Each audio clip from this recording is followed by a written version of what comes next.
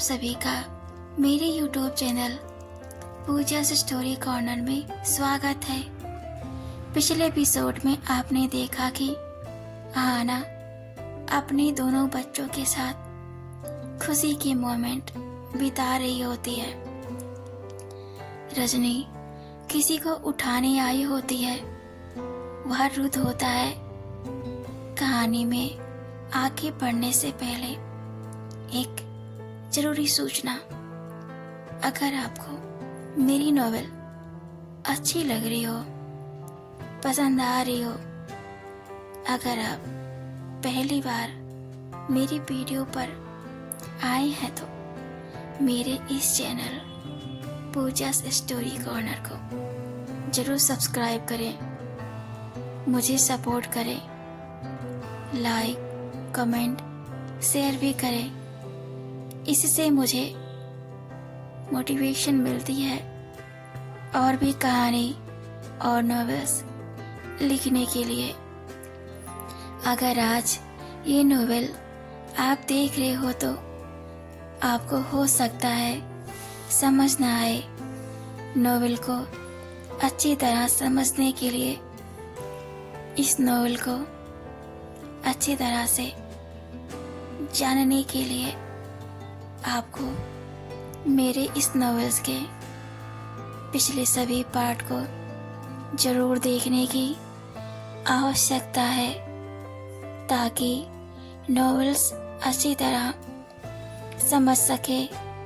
सो पढ़ते हैं बिना देरी के अपनी novels when I first meet. तो नॉवेल्स में आगे सुनते हैं, एक लड़का बिना शर्ट के बेड पर उल्टा लेटा होता है और वो सो रहा होता है। तभी एक लड़की आती है और उसके रूम का विंडो खोल देती है और पर्दे हटा देती है, जिससे सूरज की तेज रोशनी उसके पीठ पर पड़ती है और वह उठता नहीं। लेटे लेटे ही वो लड़का बोलता है, रजनी ये क्या बदतमीजी है, तुमको कितनी बार मना किया है कि मेरे रूम में बिना मर्जी के मत आया करो। रजनी बोलती है, ये मेरा काम है और जो मेरा काम होता है वह काम सिर्फ मैं ही करती हूँ। वो लड़का बोलता है, जाओ यहाँ से, जस्ट ही दोबारा मत आना बिना मेरी परमिशन के। रजनी मुंह बनाते हुए रूम से बाहर निकल जाती है और बोलती है, बस कुछ दिन की ही बात है, तुम हमेशा के लिए मेरे, फिर ये रूम भी मेरा। फिर देखती हूँ कैसे रोकते हो अपने रूम में आने से। बोलकर अपने खुले लंबे घने बाल झटक कर चली जाती है। वो लड़का करवट बदलता है और अपना हाथ अपने फेस पर रखता है और बोलता है, ये लड़की बहुत अजीब है, जितना मना करता हूँ ये उतना ही मनमानी करती है। पर्दा भी खोल के चली गई। अगली बार आए फिर इससे बताता हूँ। वो लड़का धीरे धीरे अपना हाथ फेस से हटाता है और अपनी खूबसूरत सी आंखें स्माइल के साथ खोलता है। वह रुद्ध होता है। रुद्ध पर्दे के पास खड़ा होकर अपनी शर्ट पहनता है। कहीं से उसे एक हंसी सुनाई देती है। रुद्ध बोलता है, रजनी अगर तुम्हारी हंसी मुझे दोबारा सुनाई दी तो मैं तुम्हें छोड़ूंगा नहीं।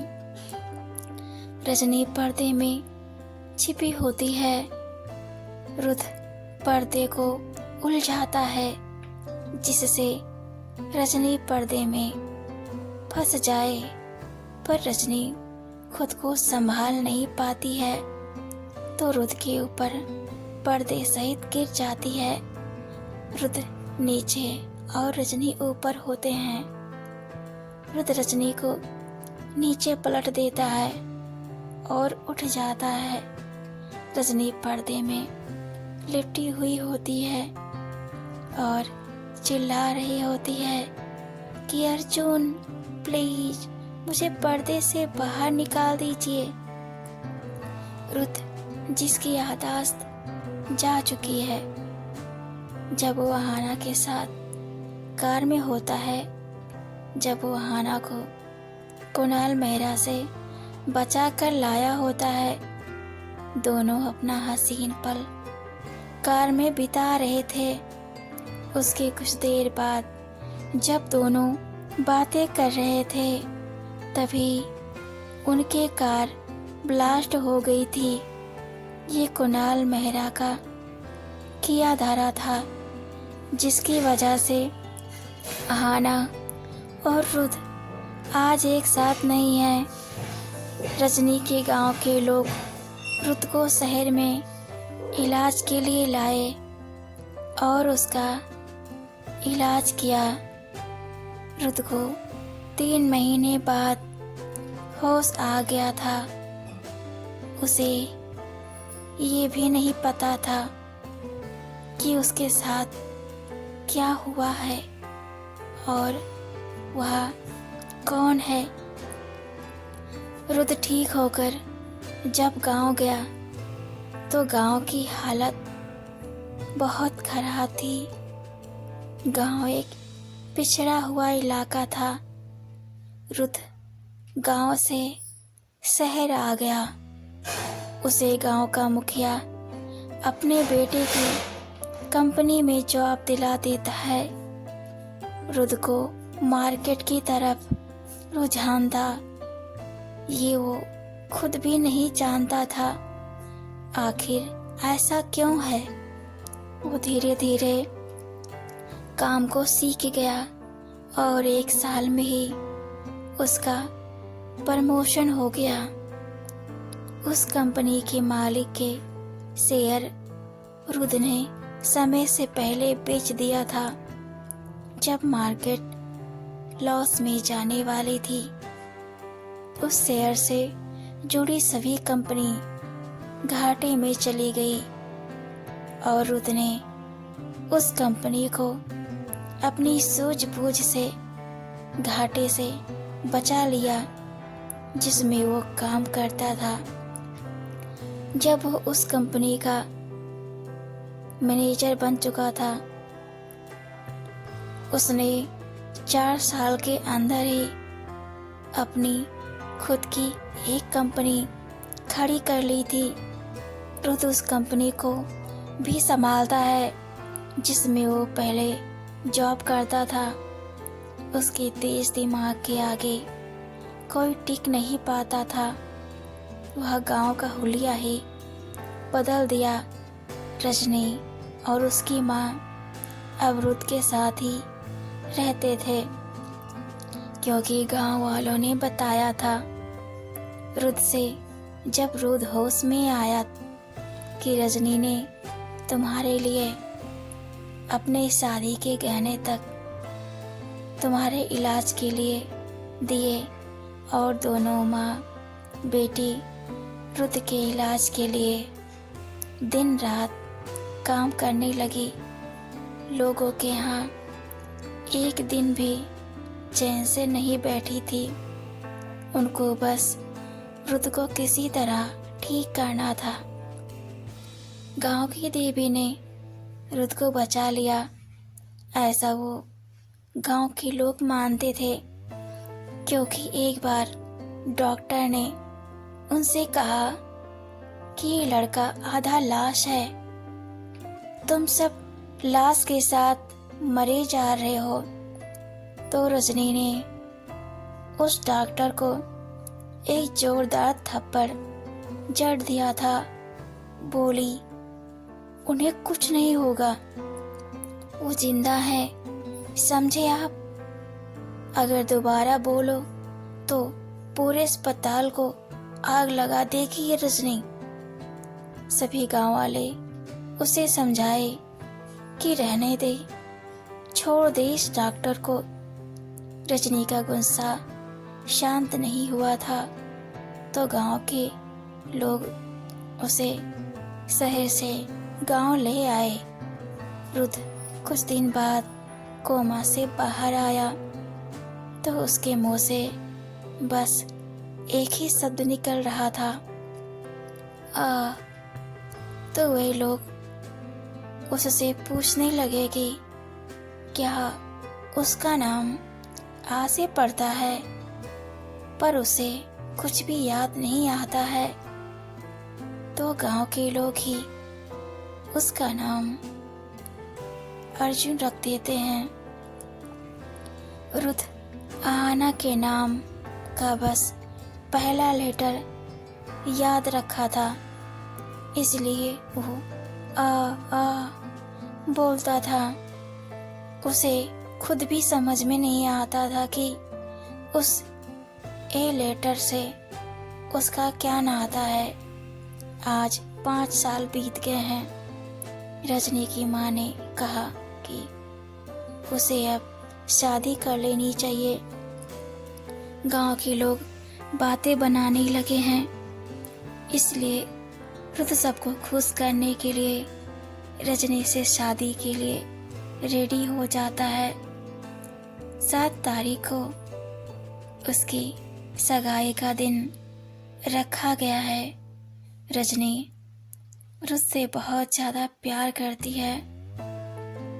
रुद्र को रजनी अच्छी लगती है, पर वह उससे कभी भी प्यार की नजरों से नहीं देखता है।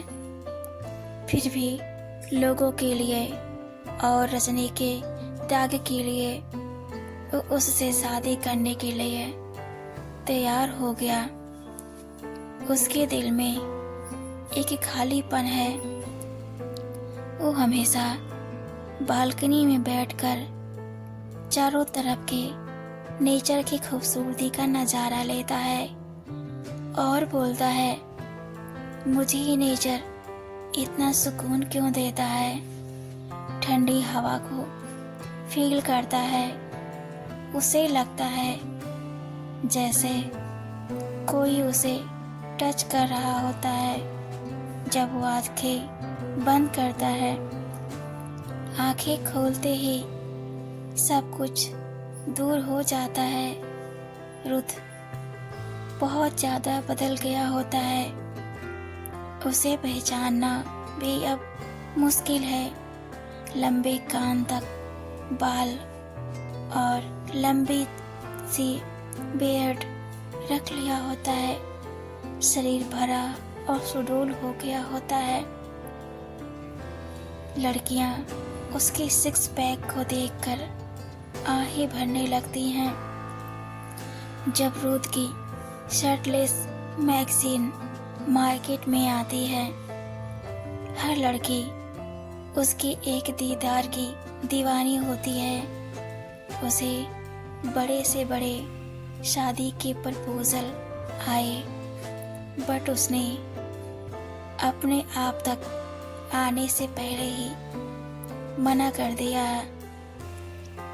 सारी लड़कियां रजनी से जलती हैं कि रजनी जैसी लड़की, गांव की लड़की, उसकी किस्मत तो देखो, इतनी अमीर और हैंडसम लड़के की ब्राइडल बनने जा रही है।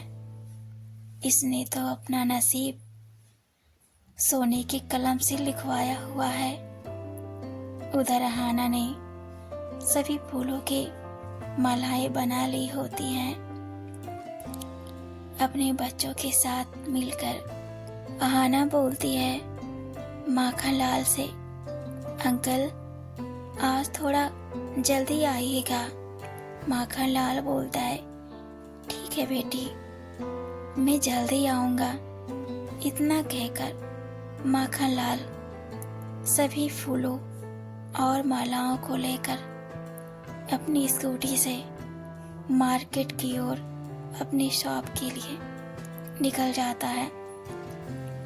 आना बच्चों से कहती है, आज तो मैंने नाश्ता भी नहीं बनाया, अंकल बिना खाए ही चले गए। तो आद्या बोलती है, मम्मा नानू ने नाश्ता बना दिया है, उन्होंने बताने के लिए मना किया था, हमने नाश्ता कर लिया और नानू ने भी कर लिया है। फिर बोलती है, लेजी मम्मा, फिर हंसने लगती है। आपको मेरी नॉवल कैसी लगी मुझे कमेंट में ज़रूर बताएं। आगे नॉवल में हम देखेंगे कि क्या आना रुत को पहचान पाएगी, रुत और आना की मुलाकात कैसी होगी। तो देखते हैं नेक्स्ट एपिसोड में। तो बने रहें पूजा's स्टोरी कॉर्नर में। Thanks for watching and keep supporting